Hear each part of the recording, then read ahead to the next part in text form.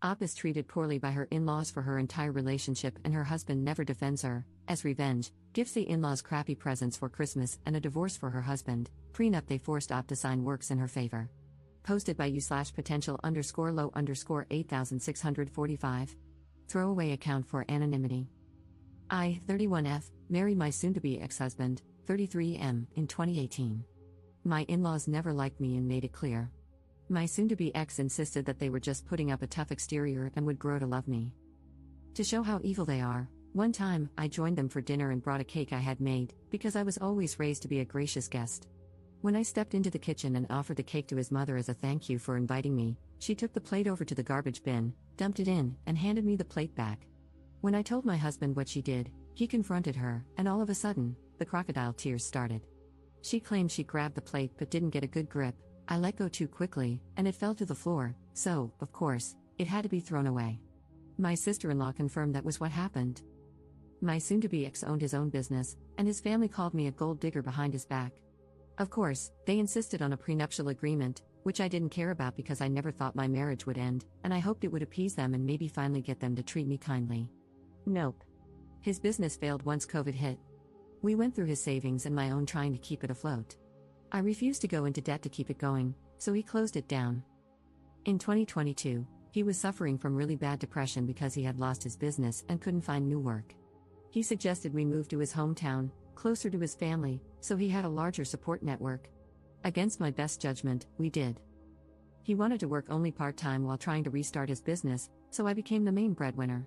And as with most wives, I became the person in charge of buying gifts. Stupid old me thought buying them thoughtful, expensive gifts would finally make them see that I wanted to be accepted. Gifts to us were labeled as couples gifts but were clearly for my soon-to-be ex only. Every holiday was spent with them. There were monthly dinners with the whole family. After a year, I realized that if I ever tried to talk or join a conversation, everyone would go quiet, so I just stopped talking when I visited. In early December, they finalized plans for Christmas.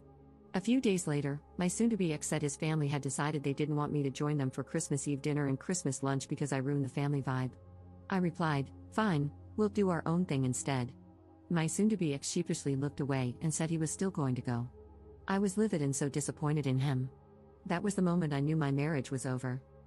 So, I returned the presents I had bought for his family.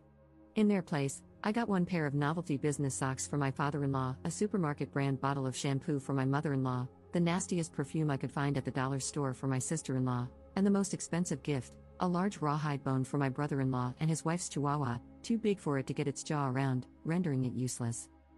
I saved about $600 to put toward a deposit for a new apartment. My soon-to-be ex came home from Christmas lunch, telling me I had humiliated and embarrassed him in front of his family.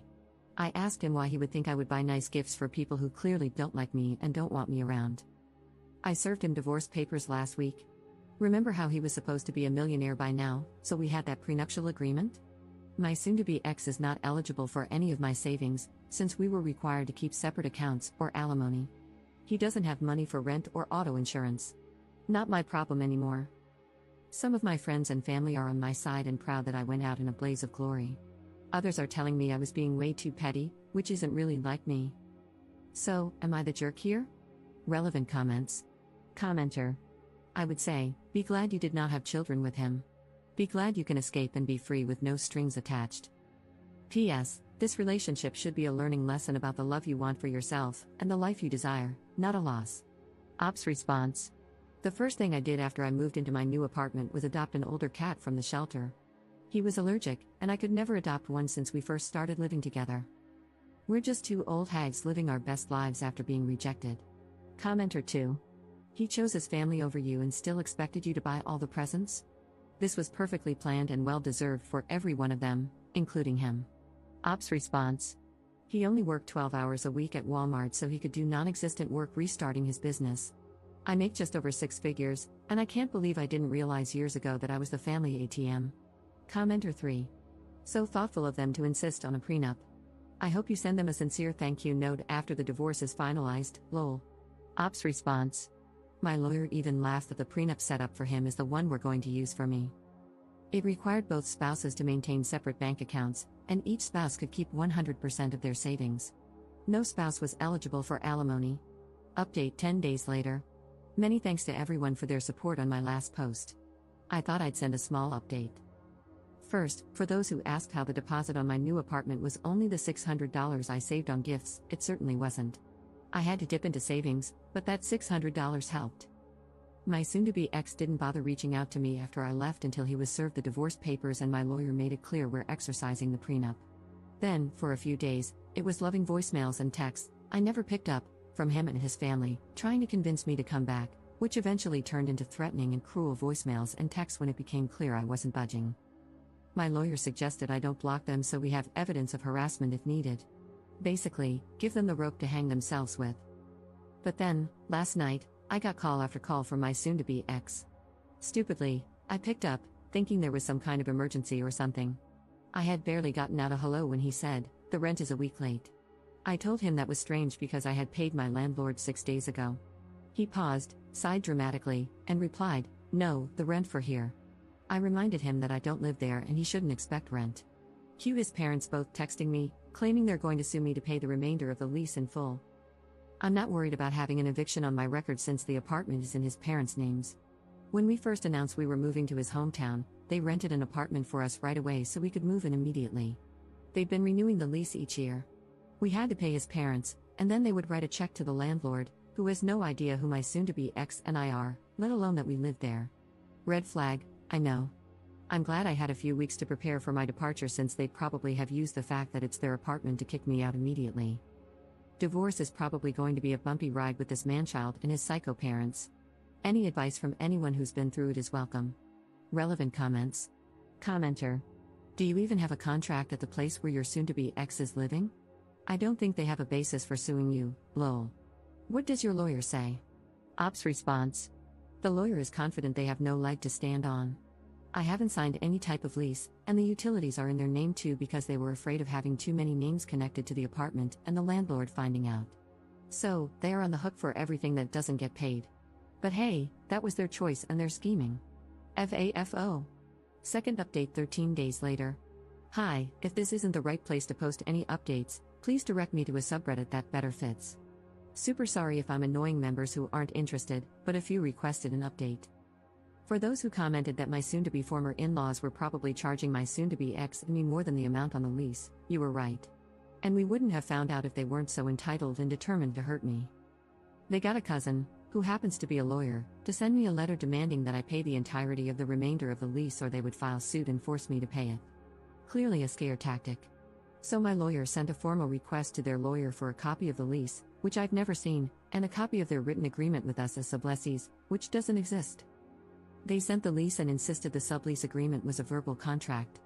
Not only is subleasing explicitly prohibited, but my mother-in-law and father-in-law had been charging us an extra $200 each month.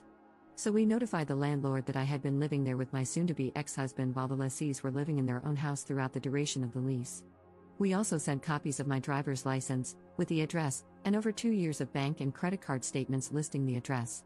They were served with a 30-day eviction notice yesterday, which I know about because my mother-in-law left a voicemail accusing me of kicking my soon-to-be ex out of his home and mentioning that she now drives with a baseball bat in her car and will be keeping an eye out for me, lol. Obviously, my lawyer's expertise is in family law and this was outside her purview, so she referred me to a colleague who specializes in real estate law. We met today to devise a battle plan, and I am now suing my mother-in-law and father-in-law for all the money I can prove I transferred for rent throughout my residency there, since the apartment was technically not a legal rental. They had no clean hands to sublease to us and then sue me. My lawyer isn't sure how a judge will view it, and the amount exceeds my state civil compensation limit, but he's confident that it will scare them and leave them open to settling for just returning the additional $200 from each payment. I think that's fair because I did live there with my soon-to-be ex-husband, and I don't think it's right to get all the rent money back. I'm an adult, and adults pay rent. I also don't want them to have the satisfaction of saying I'm using the divorce as a windfall. On the soon-to-be ex front, there's no news. We will likely need to go to family court for a separation order since he won't agree to the financial details of the separation agreement my lawyer has drafted. My state requires a 1-year separation period before a divorce can be finalized, so this is going to be a long process. A few people ask why he did what he did and if he's offered any kind of explanation or justification. We haven't really talked since he was served. I don't know if he just fell out of love but found me financially convenient, if the mask finally lifted, or if being so close to his family gave them opportunities to manipulate him. I don't know, and I don't care. I don't need closure, I need them all gone. Looking back, making promises during couples counseling and slowly regressing is enough closure. Knowing he allowed his family to treat me like crap for so long is closure. That final betrayal at Christmas is closure. My focus isn't on figuring it out, it's on making sure I'm happy. Relevant comments. Commenter. Isn't there a prenup? So he can spend money on a lawyer arguing, but there's already an agreement, isn't there? Ops response. Yes, it was set up in his favor because he owned a business that was supposed to be a huge success. Then COVID hit, and it went poof. Now I'm the one with the money, and the prenup is actually protecting me. Commenter 2. Don't forget to investigate soon for the return of money invested in his business. It was a premarital asset and exempt from the prenup. Worth a shot to see if you can recover some or all of that wasted savings. Ops response. I had never thought of this. I'll bring it up when I meet with my lawyer next time. Commenter 3. Keep their calls and text messages as evidence for a protective order. Ops response. Absolutely, she's going to regret it because she works for the school district, and a restraining order won't allow her to teach. Commenter 4. I don't know, and I don't care. I don't need closure, I need them all gone.